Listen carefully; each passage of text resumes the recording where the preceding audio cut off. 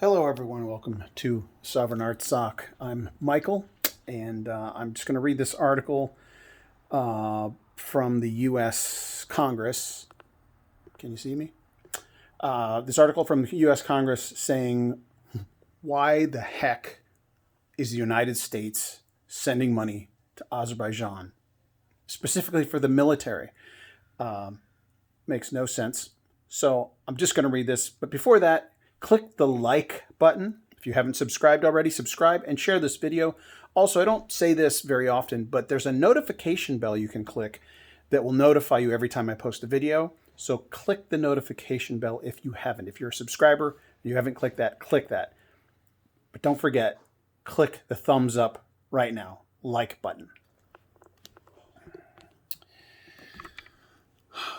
Members of Congress demand Biden zero out military aid to Azerbaijan. Yeah, duh. Why would Azerbaijan, the oil-rich nation, need military aid from the United States of America? Don't know what that... Okay. Let me just read it. Rep. Valado... I'm going to skip a little bit of this, but I'm going to read most of it. Rep. Valado, Congressional Armenian Caucus leaders call for overhaul of Section 907 waiver process. Washington, dozens of U.S. House members join Rep. David G. Valado, California, and fellow Congressional Armenian Caucus leaders in a bipartisan call upon the Biden administration to stop all U.S. military assistance that contributes directly or indirectly to Azerbaijan's military operations, activities, or capabilities, reported the Armenian National Committee of America. The May 24th congressional letter also requests an urgent review of the deeply flawed U.S. waiver authority for Section 907 restrictions on U.S. aid to the corrupt Aliyev regime. Quote, not a single American tax dollar should be sent to the armed forces of oil-rich Azerbaijan, a country that ethnically cleansed Artsakh, holds Armenian POWs, and now occupies territory in the Republic of Armenia, close quote, said Congressman David Valado. Quote, President Biden should immediately withdraw his waiver of Section 907 and, if he won't, Congress should statutorily prevent any and all U.S. arms or aid to the Aliyev regime. The alternative, continuing to ship U.S. military aid to Baku despite its ongoing anti-Armenian aggression, sends Aliyev the green light to escalate his attacks, concluded Rep. Valado. Quote, is this him continuing? Yes. Armenian Americans from Fresno and across California's Central Valley join with our community and coalition partners across America in thanking Congressman Valado and his fellow co-chairs of the Armenian Caucus for working to stop all U.S. arms and aid to Azerbaijan's oil-rich Aliyev regime, said ANCA Executive Director Aram Hamparian. Amid Baku's escalating aggression, we are especially appreciative of the strong bipartisan leadership of Congressman Valado, who has traveled to Artsakh, witnessed firsthand the challenges its people face, and championed U.S. aid to this at-risk population. Congressional co-signers of the letter to Secretary of State Anthony Blinken that's the United States Secretary of State.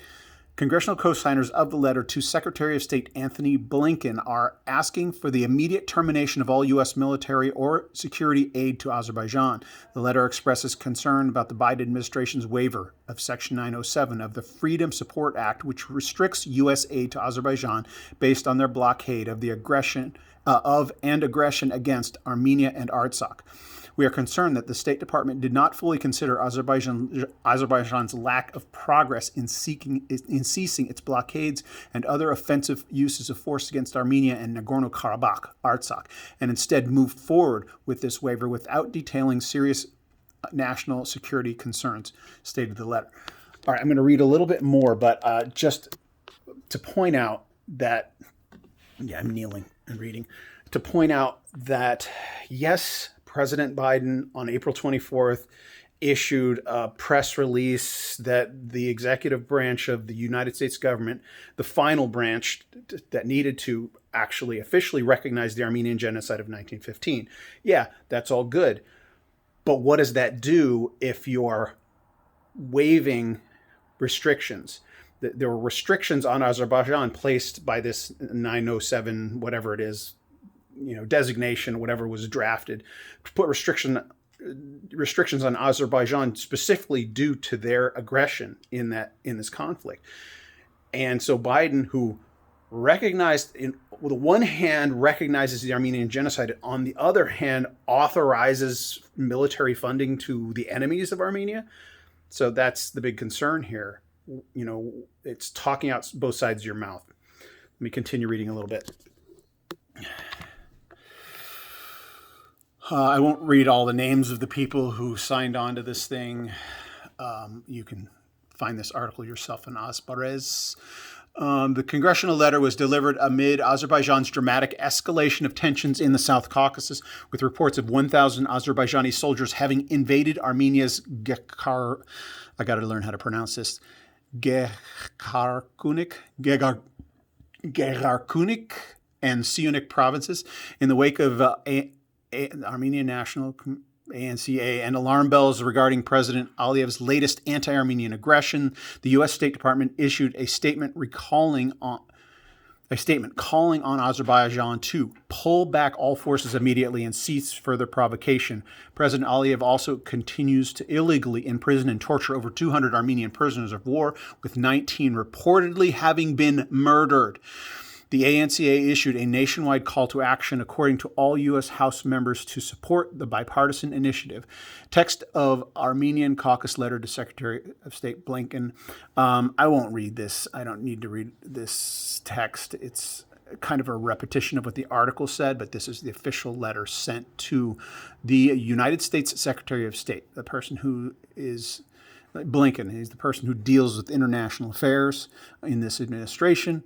All right, click like and subscribe and share this information.